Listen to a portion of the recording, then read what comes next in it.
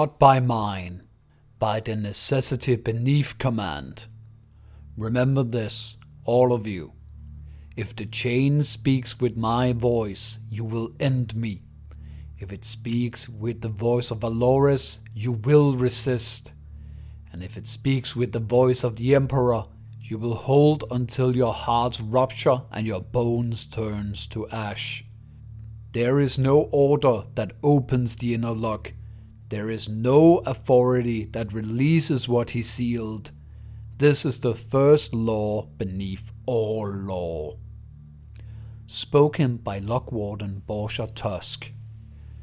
Far below the Golden Throne, deeper than the crypts of forgotten saints entombed to await for eternity, lies a place where even the Emperor's light does not linger. In this crushing dark beneath the Imperial Palace stands the Black Cells. Not a prison for things like men, traitors or regular sinners. No, these are the vaults that within them hold the remnants of the old night, the age of strife. These oubliettes hold what remains from Nusa Kambangan. All of its mortal occupants are far gone due to time and their usefulness having run its course.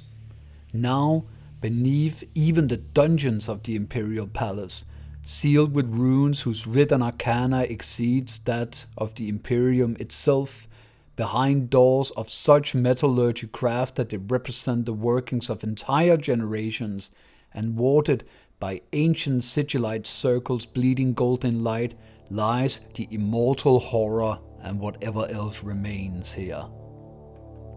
Such entities and relics from the Age of Strifes are locked by mechanisms that only the Emperor's own custodians truly understand.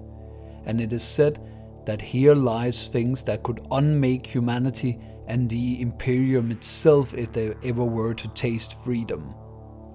These are horrors the Emperor deemed truly dangerous, and that he would destroy when the galaxy was secured, or even in some cases that he was utterly unable to destroy them.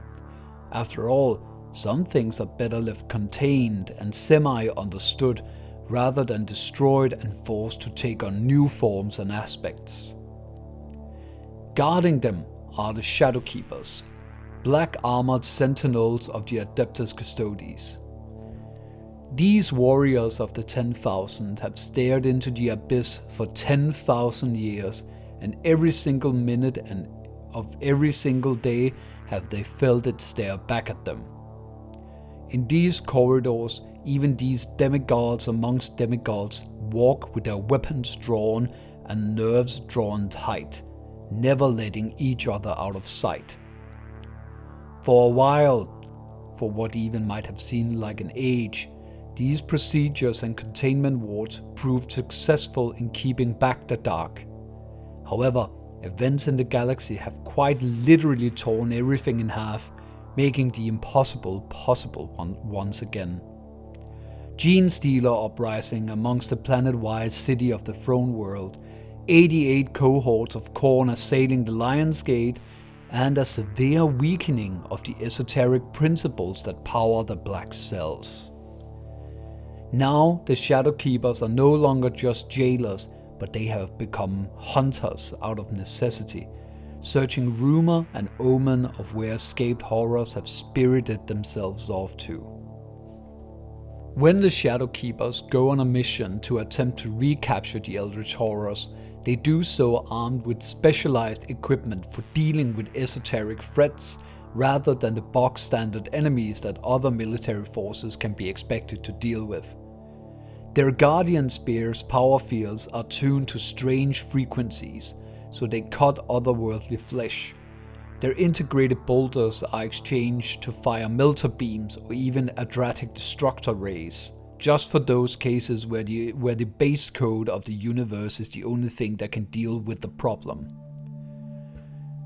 For protection, they wear the Aloris Terminator plate made from auramite and further bolstered by iron halos, granting them a force field on top of what is essentially a psychic charged tank armor. As a very special thing, these suits are painted with something referred to as sable black, which apparently grants them a degree of protection against chaotic influences.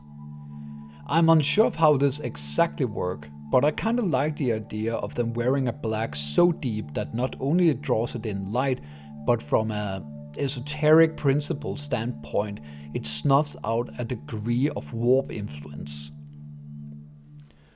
When a quarry is encountered and engaged, the Shadowkeepers do not fight to kill or destroy, as they know that the Emperor has had very good reasons for not already doing so, even if such a thing was even possible. Therefore, they use two types of relics that are limited to just them within the entire galaxy, making them the only ones within the Imperium with access to the Auroric Shackles and the Stasis Oubliette. The Auroric Shackles are devices that are traced back to the Dark Age of technology and are essentially semi-intelligent devices that alter and reconfigure themselves depending on who or what they are attached to. When they are attached, besides being exquisite physical restraints, they adapt themselves to shut down the neural paths of any creatures with a degree of sentience, making even the very idea of escape impossible. The Stasis Oubliette, however, carry no such pedigree, and at the surface seems to be an unassuming stasis cage that can be configured in such a way that either someone gets placed within it, or the device is deployed around the target, effectively capturing them in a bubble of frozen time. What makes this version of a stasis field a cover above the rest is the fact that from an expert artisan's eye, we will see the usage of blackstone within this device, meaning that it is tuned to be especially effective against esoteric threats. The shield host stands 100 strong, and while they may seem equipped for the task of hand, I will let you know that that is far from the case.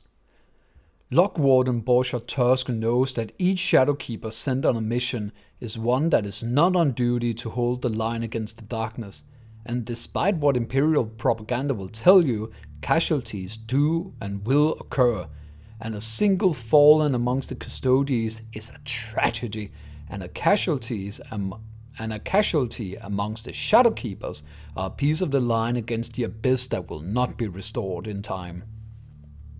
Within the abyss lies that which best lie forgotten, and there are many down there in the dark. Many of these have had all information about them repressed under the heaviest possible actions and consequences, with no expense spared to let it remain so. But we shall let our extrapolations and theories paint the way for us as we take a stroll through the dark cells. We first encountered the cell of it that craves.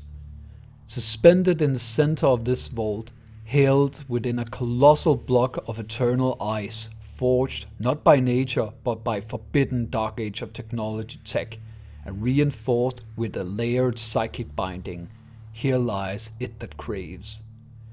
The ice is not mere frozen water, it is a perfect, flawless prism of translucent stasis, veined with glowing runes that pulse faintly in the gloom.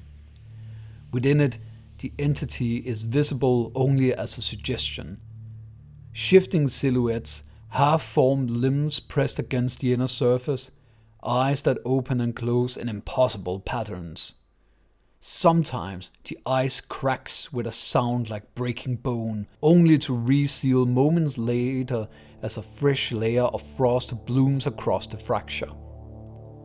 Those who have served long watches report the same creeping symptom, an unnatural hunger that no nutrient paste or ration can satiate, dreams of assimilation where flesh runs like wax and identity dissolves into the collective, and a growing paranoia that the brother beside you is no longer entirely himself. It is said that the entity was recovered during the final days of the Unification War, where the Emperor's forces breached a sealed vault beneath the ruins of an ancient polar megastructure. What they found was not a weapon, nor a machine, nor even a living being in any conventional sense, but something that imitated life with horrifying perfection. It adapted, it learned, it consumed and replaced. Entire squads of Thunder Warriors were lost before the Emperor himself ordered its containment. And the ice, it does not merely hold it, it starves it. The craver feeds on warmth, on biomass, on identity itself. In its frozen state, it can only dream, and its dreams leak outward and upward towards the light. Within yet another black cell resides one of the Fel. The cell is not sealed by adamantium alone or arcane wards alone, but a sanctified powder of psychoreactive crystal and bone. Here, encased in this, is a hunched, vaguely humanoid silhouette forever caught in the act of crawling forward on broken limbs. The figure is indistinct, as though viewed through murky water or a blood-smeared lens. Its proportions are wrong in ways the mind refuses to fully process. Joints that bend too many times, fingers that trail into impossible lengths, and a face that bears the rictus of someone who died screaming for vengeance that never came. The air in the corridor outside is always colder than it should be, and sound does not carry here as it does elsewhere in the oubliette. Instead, there is a constant low scratching, nails on stone, wet and relentless, accompanied by the faint, wet coughing of a throat that is hoarse and rasped from screaming. It is said that the one of the Fel was born not as a monster, but was once a man, or many men, or something that wore men like cloaks. Recovered from the ruins of a forsaken hive spire during the closing years of the Great War, the entity carried a curse that spread like ink in water. Those who encountered it did not simply die, they remembered. They carried the grudge forward, passing it to their brothers, their families, and their worlds. Entire regiments were put to the sword, not for treason, but because they could no longer tell where their own hatred ended and the Fel ones began. The Emperor ordered it contained rather than destroyed, for some curses cannot be unmade, they can only be imprisoned and starved of new victims. The eternal prisms and wars do not merely hold the body, they hold the grudge itself in suspension, yet such a thing do not rest, it seeps. In the mid-levels of the dark cells where Santic wards are renewed every 77 minutes by doomed acolytes, there exists a vault known only by the designation the Sorrow Cell. Behind layers of psychically charged adamantine and constantly refreshed stasis fields sits a simple, unadorned book. Its cover is black leather, unremarkable save for the faint imprint of a child's hand that never quite dries. The pages within are blank to all but those touched by grief.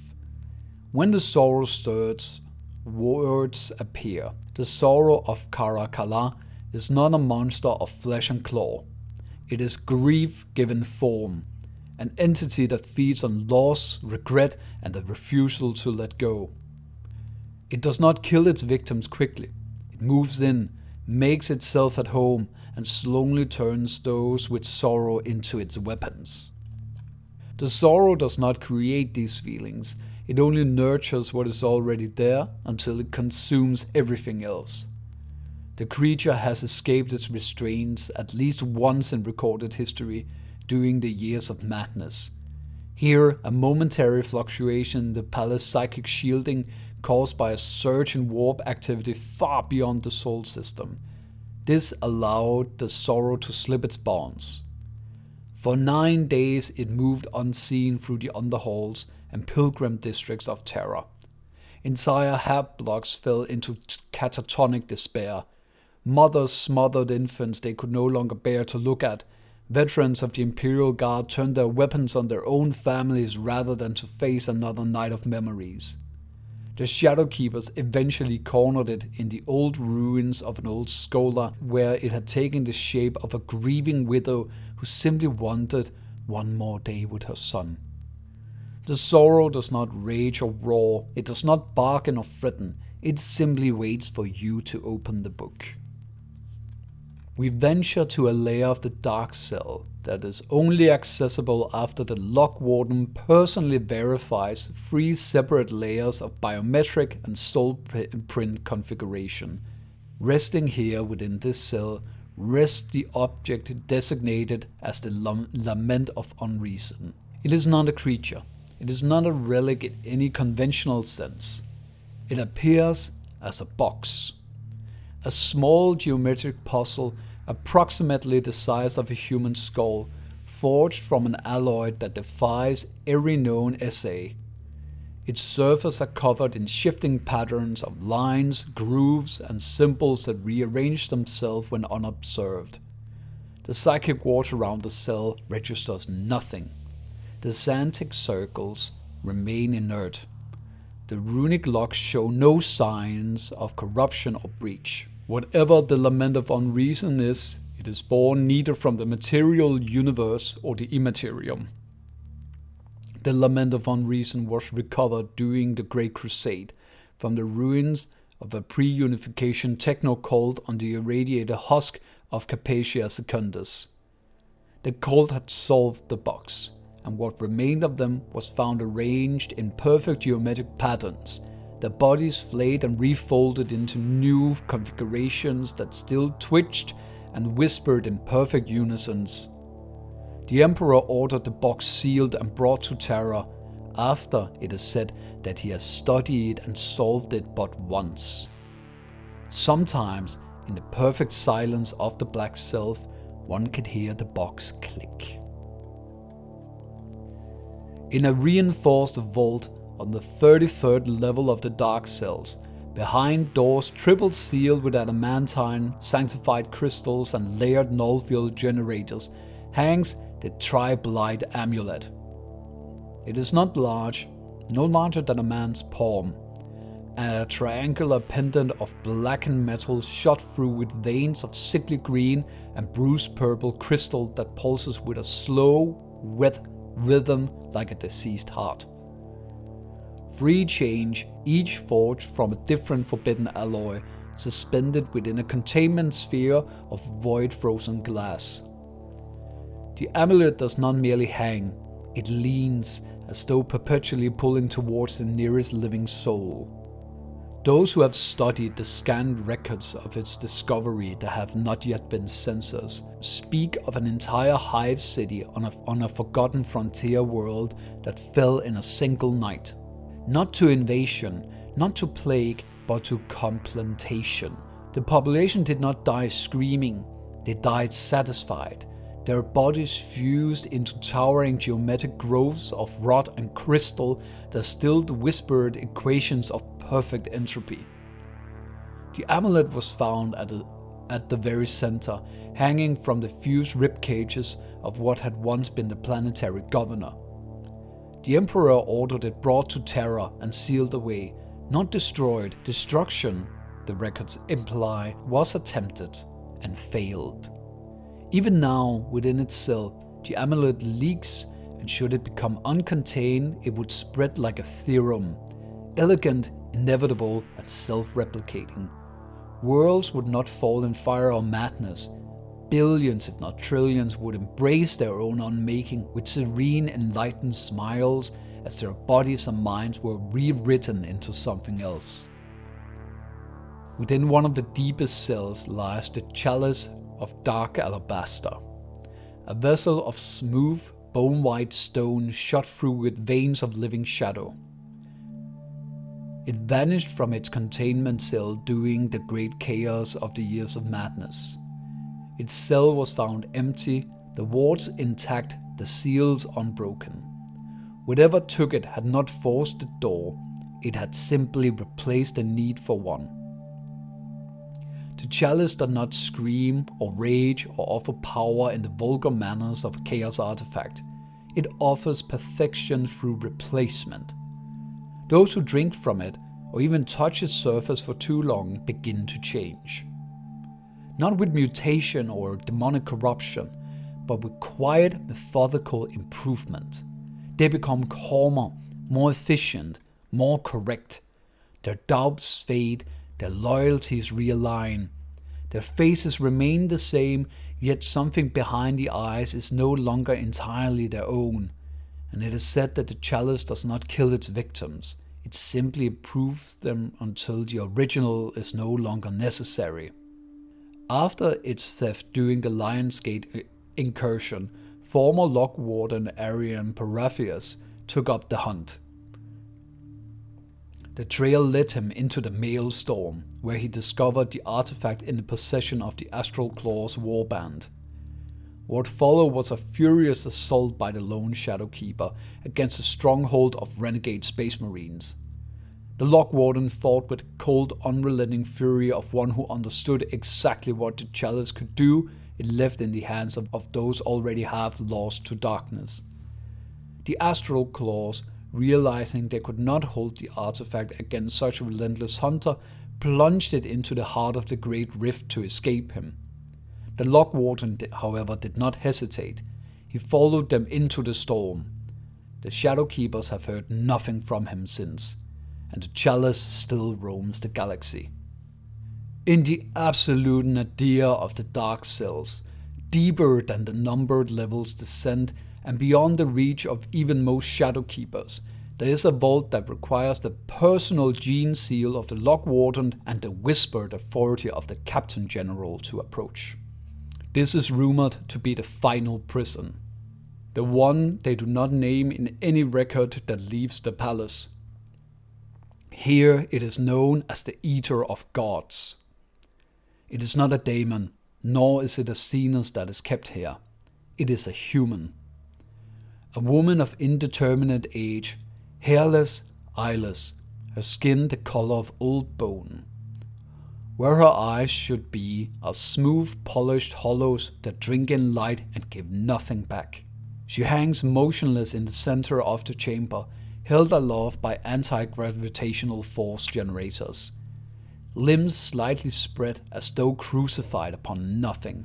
This is a living null, a blank, so absolute in strength that psychers within kilometers of her simply cease to be. Their powers gutter out like candles, their souls unmade. Even the nascent warp entities that sometimes clawed their way into real space during these lawless centuries before her imprisonment were devoured by her very presence, pulled apart and reduced to nothing. She was the ultimate weapon against the warp, yet the Emperor sent entire hosts of Thunder Warriors to capture her. And within her cell, the Eater of Gods does not age. She does not sleep. She only watches with those empty sockets and speak when she chooses. Within the largest cell in the Black Cells lies the Serpent of Ending. It does not live, it does not breathe, it simply persists. Suspended in a spherical containment field of layered stasis ice, null field projectors and adamantite chains thicker than a man is tall, the Serpent stretches nearly 200 meters in length. Its body is a sinuous, segmented construct of black metal and shimmering liquid-like crystal that constantly shifts between solid and semi-fluid state. Along its length run vast glowing conduits that once drank the heart of stars. Its head, if such a thing can even be applied, is a faceless maw ringed with energy siphons capable of snuffing out the fusion reactions of suns. Even in its dormant state, the air around the containment sphere tastes of ozone and ash, and the temperature drops sharply for dozens of meters in every direction. The Serpent of Ending is believed to be the largest and most advanced of the sun snuffers created during the Dark Age of technology.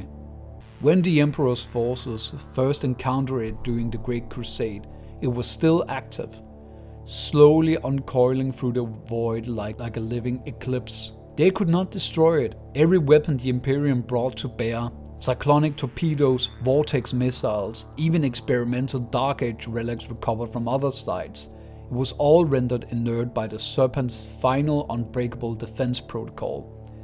a self-replicating adaptive field that warps the fundamental laws of physics in its immediate vicinity. Imperial technology simply fails to function against it. Energy weapons dissipate, kinetic impact slides away as though the Serpent didn't exist. Even attempts to teleport are displaced, result in catastrophic feedback, so the Emperor ordered it brought to Terra and sealed away, for some abominations are too dangerous to live free and too stubborn to die. In one of the few black cells, sealed by the Emperor's very own hand, within a hidden-off corridor, lies the black cell of the Black Perifiat of Right and Yield. This artifact are guarded by wards of Xenon's design that predates any civilization yet encountered, and within rests this terrible jewel of the cosmos.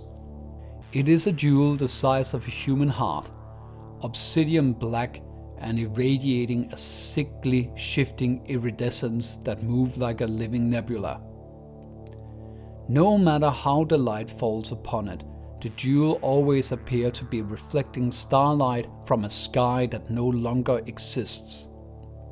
It hangs suspended within a perfect sphere of nullfield glass, held in place by adamantine chains edged with sigils that hurts the eye to read. When the Emperor forces first discovered it during the Great Crusade, it was found embedded in the ruins of an impossible city that had risen from the ocean floor of a forgotten death world. The structures here were non-Euclidean, the angles wrong, the geometry screaming. Entire regiments went mad simply beholding the spires and Cyclopean street that should not have been allowed to exist. Those who survived long enough to reach the jewel described hearing a sound, a low rhythmic pulsing like the beating of a heart the size of a continent, and dreams of something vast and ancient stirring beneath the waves of reality itself. The Emperor recognized it immediately.